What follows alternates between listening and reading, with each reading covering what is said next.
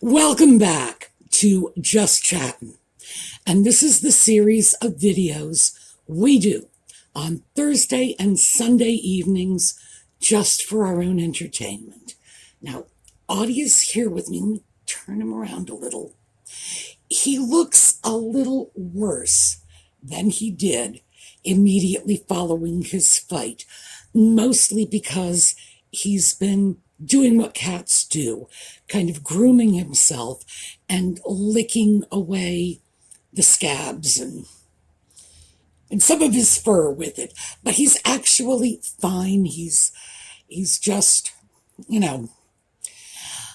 not quite at one with the fact that he's not an apex predator. He is just a little cat. So there you go. That was our Audie moment. I am keeping him in more, in as far as I can. We're still negotiating this. But yeah, he did get himself in trouble with Mummy because of that fight. So yeah, we're restricted. We're doing I was going to say time out, but we're doing time in. We're sticking around the house a bit more. Well, I have been getting into the Nitwit Sock Puppets book, The Spare, and I'm about 2/3 of the way through. So I thought I would start by giving you an overview, and if I can, I'm going to try to get into a little more than that today. But I can certainly tell you, this is so much more than we could ever cover in a single half-hour video. So I am probably going to do several more videos and then just release them as I complete them this week.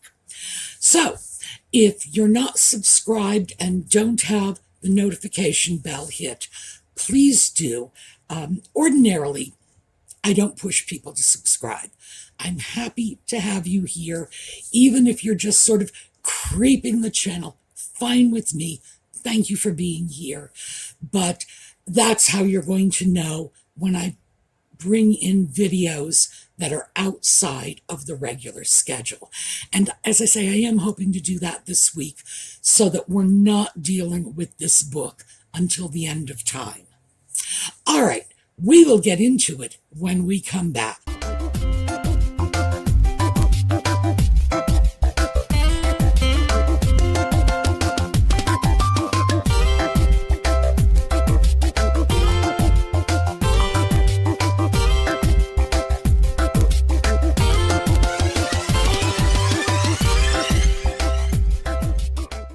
Well, my version of the book is the audio version, and the sock puppet himself has read the book.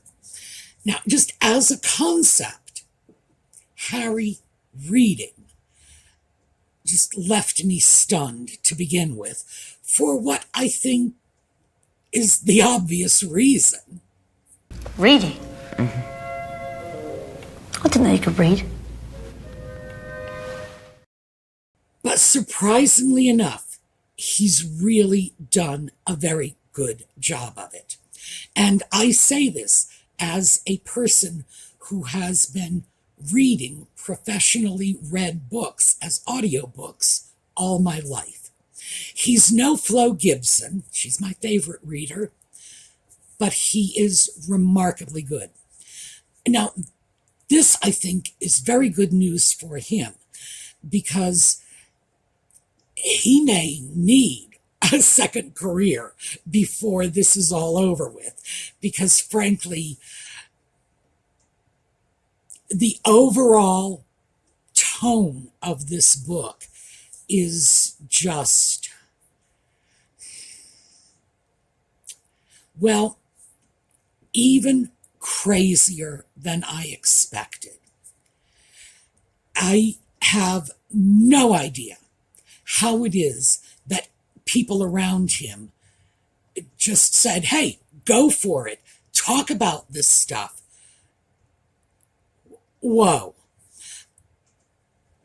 I, I can't imagine how or why anybody would let him run with this, because frankly, you read this book, and I'm 2/3 of the way through it at this point.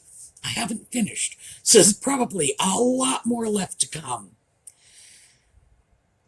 The man is delusional. There's just no other way to put it. This is the ramblings of someone who is simply not mentally well. And you just can't escape that conclusion. So I have copious notes. And frankly, even though I tried to organize them in a sort of reasonable structure, when you're dealing with this level of delusion, the idea of organizing and codifying it is beyond challenging. It really is. So I think I'm just going to start laying out like the beginnings of Harry's life, because he does kind of start at the beginning. And by the way, I was right.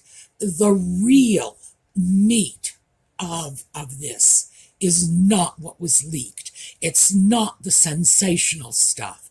It's the little throwaway one-liners. So why don't we start with Harry's idea of why his parents brought him into the world in the first place.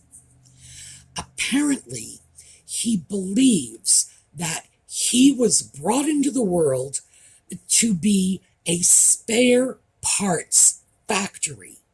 Like if William needed an organ transplant or a blood transfusion. He actually says this.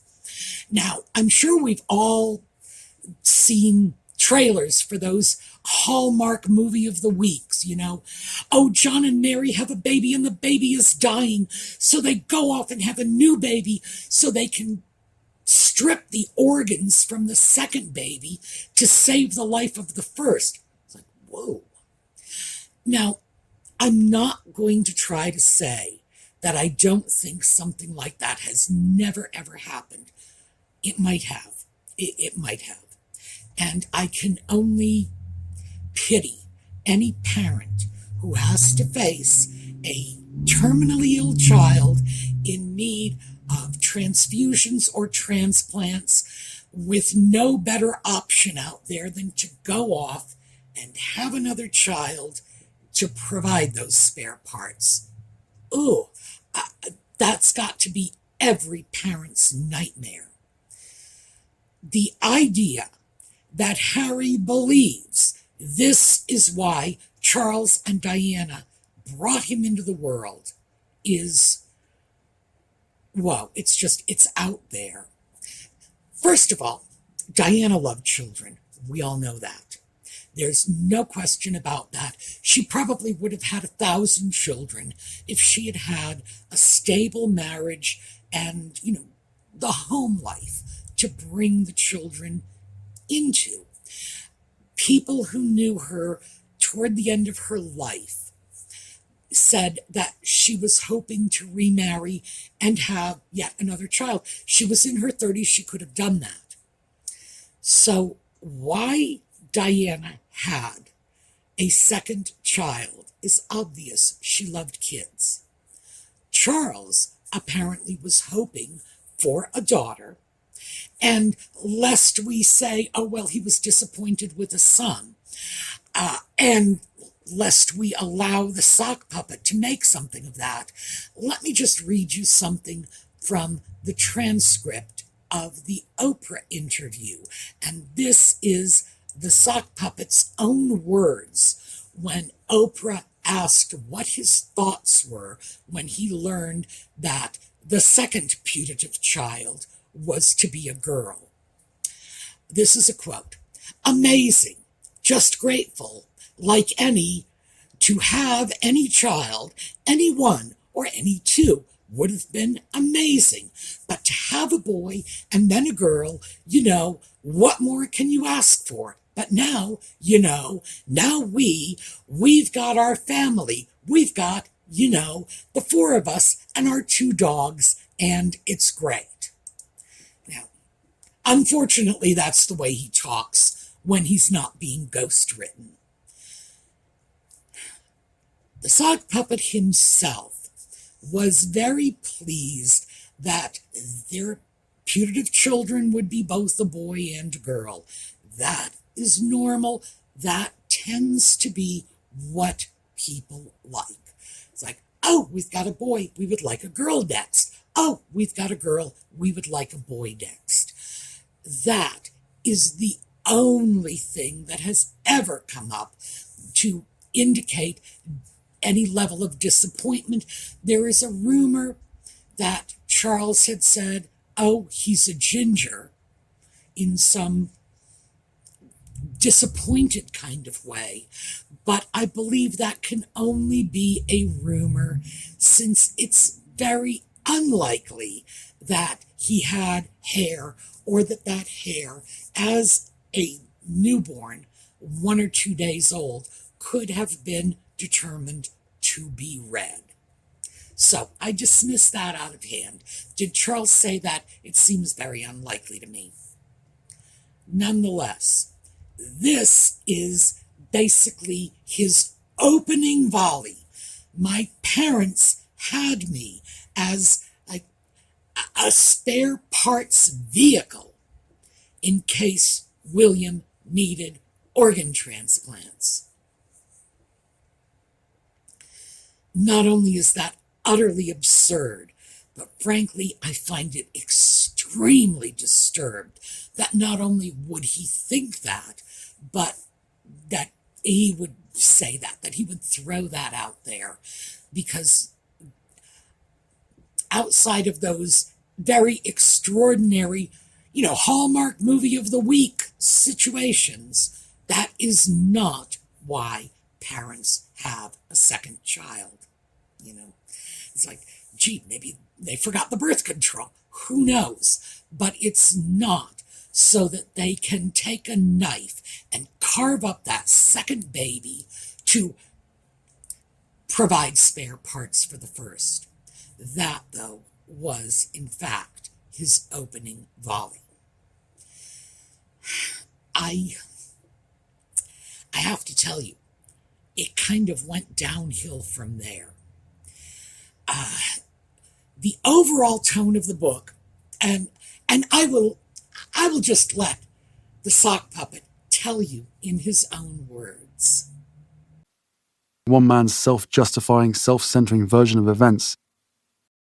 Yeah, this is nothing but self-aggrandizement, self-justification, one story after another, designed to pat himself on the back, to attempt to convince us that he is God's gift, that he is brilliant, he was the world's greatest soldier, he is just the embodiment of kindness and charity, and the brilliant I'm still kind of stuck on. He clearly believes he is extremely intelligent, and that the press, they're responsible for putting out this false narrative that he's not bright. Well, we've heard him. We've heard him. This is a man who doesn't understand the meaning of the word literally. This is a man who, and I just read you that quote from the Oprah interview, cannot even express happiness over becoming the putative father of a girl without stumbling over his words and throwing like 3 or 4 you-knows into the sentence. He's no rocket scientist. We all know that. But he's determined to reframe that narrative. apparently he also thinks that he is going to change our minds about his drug use. What I got from this book is that this man is a very, very seriously drug-involved person. At one point, he talks about smoking a shopping bag full of weed. That is a direct quote, a shopping bag full of weed. Now, even making some allowances for the fact that this was ghostwritten and that may be hyperbole, what does that say about someone? He admits to heavily smoking marijuana. It's pretty much a constant theme in his 20s. And the reason that I say constant theme in his 20s is because I haven't finished the book yet. It's probably a constant theme to this day. The drug use is alarming. The extent of the drug use, the casual way he speaks about this and discloses this in the book, and the fact that apparently it's not just marijuana. He's admitted to cocaine, he's admitted to hallucinogenics, and if you are admitting to cocaine, marijuana, hallucinogenics, plus alcohol consumption, that makes me wonder what you're holding back.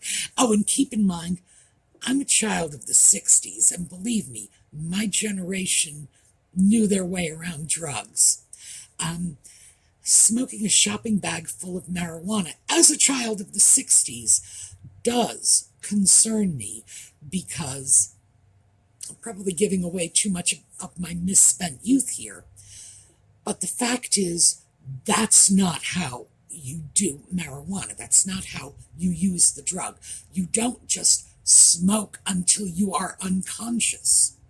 You smoke until you get a little high, but because you're high and because it's marijuana, then you forget what you were doing. You go wander off, get yourself some cold SpaghettiOs, and, start again the next day. But consuming that amount of marijuana, just smoking until anyone would consider it to be a shopping bag full, whoa, that certainly suggests serious drug involvement to me. Because I personally never smoked a shopping bag full of marijuana in my life. And as I say, misspent youth, I certainly did my share of drugs. No. But the fact is that the things that he is throwing out there is so ill-advised. And on top of this, now, and here's the real delusional part. On top of this, of course, he vilifies the press, and I mean in a very personal way. I've got a quote here, something he said about one journalist, that this person was, and I quote, an infected pustule on the ass of humanity. And that was a newspaper editor he was describing. It's very personal with his excoriation of these people, because they reported that he was doing drugs, which he says was a lie. Meanwhile, he is saying in this book that he was doing drugs left, right, and sideways. So that's the level of delusional I'm talking about. The press lied when they said he was taking drugs. Why? Because he knows this, because he was at home taking totally different drugs. Oh, they said it was cocaine. Really, it was just marijuana and hallucinogens. Crazy stuff here. Honestly, I have to worry about where his mind is at this moment to be making disclosures like this. And this is the tone of it. It is the ramblings of someone who is paranoid beyond belief, convinced that everyone around him is in a conspiracy against him, could come from that shopping bag full of marijuana. Because quite frankly, back in the day, I knew people who really did a lot of dope. And yeah, I remember marijuana paranoia. It was pretty bad. They were not tracked in properly. And I do have to wonder if the drugs might not be exacerbating this paranoia. They might be responsible for it. Who knows? But yes, paranoia. And then on top of this, we have this magical thinking about his mother. And I'm just going to lightly touch on this because still at this point, I'm just trying to give you an overview. He did not believe Diana was dead. He thought she was in hiding.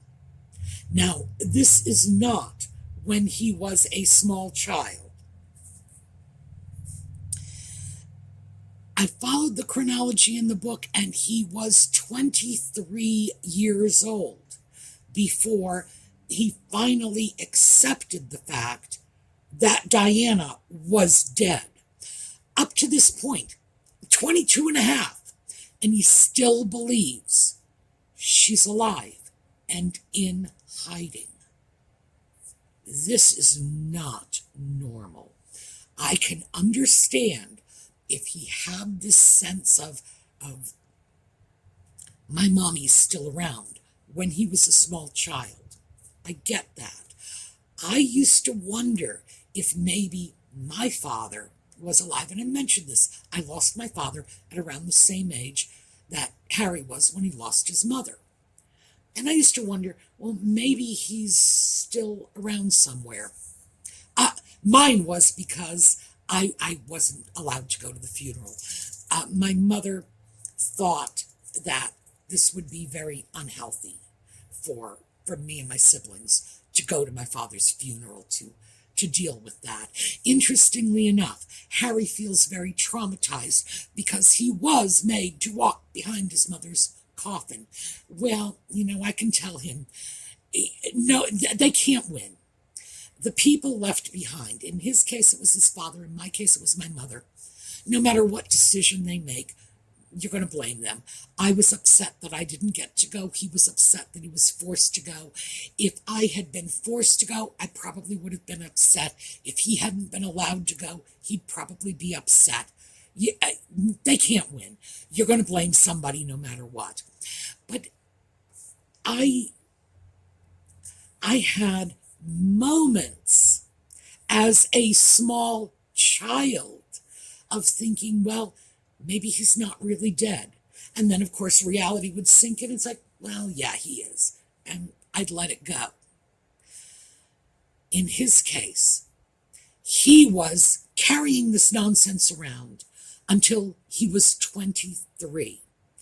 And he apparently still, to this day, believes that there was a conspiracy to cover up the circumstances of her death, that it was corruption and cover-ups, that the paparazzi should all be in jail, the newspapers they worked for, the editors and owners and publishers should all be in jail, that it wasn't a drunk driver. That was all fake. I don't know exactly what he does think happened, but clearly he thinks there was a murder plot. He also seems not to realize that the people who did arrive on the scene, including the press, did try to help his mother. People did not just stand there and take pictures. I'm sure, of course, they did take pictures, but they tried to help. At some point, though, there was absolutely nothing they could do. And so they did their jobs. Poor taste, yes. Criminal, no. But this is what he's looking at. But that's not where the magical thinking ends. It's like he was in Botswana and he saw a leopard. And he knew this was a sign from his mother. Now, this is in the period when he believed his mother was in hiding. So she's not reaching from beyond the grave. I'm not quite sure how this works, because his mother, who was still alive in hiding somewhere, sent a leopard to him as a sign. This is just not normal. This is magical thinking in the extreme. And that's just one example. As I say, I'm still just hoping to give you an overview.